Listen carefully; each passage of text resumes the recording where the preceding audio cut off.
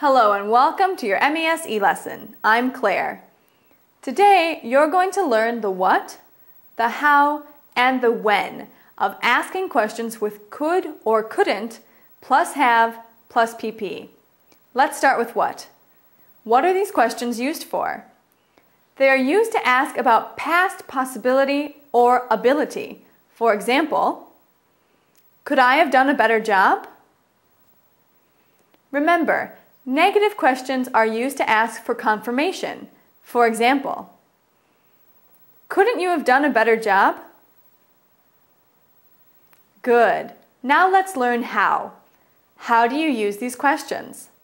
First, know how to conjugate good plus have. Let's use the example PP, stood out. Please repeat after me. Could I have stood out? Please repeat. Could you have stood out? Please repeat. Could Alex have stood out?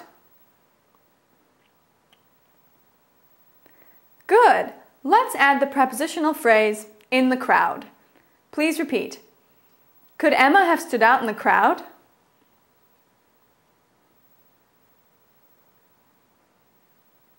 Please repeat. Could we have stood out in the crowd?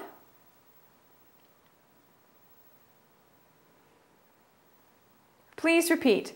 Could they have stood out in the crowd?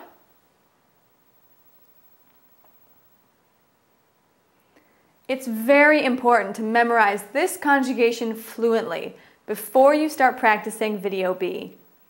Next, really study your vocabulary. For example, could you have closed the deal?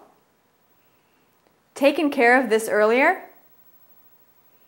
Broken the news a little nicer? In order to be a proficient English speaker, you need to understand how to build a sentence and use advanced vocabulary and expressions. So finally, when do you use these questions? You use these questions to ask about what was possible in the past or what someone was able or free to do. Excellent. Now let's review. First, what are could or couldn't plus have plus PP questions used for? They're used for asking about past possibility or ability. Second, how do you use these questions? You use them by knowing the conjugation of could or couldn't plus have plus PP and building a more specific question with the vocabulary. Third, when do you use these questions? You use these questions to ask about what was possible in the past or what someone was able or free to do. Well done. Let's move on to Video B to really practice making your own questions. Remember to keep on reviewing your vocabulary. I'm Claire and I'll see you soon.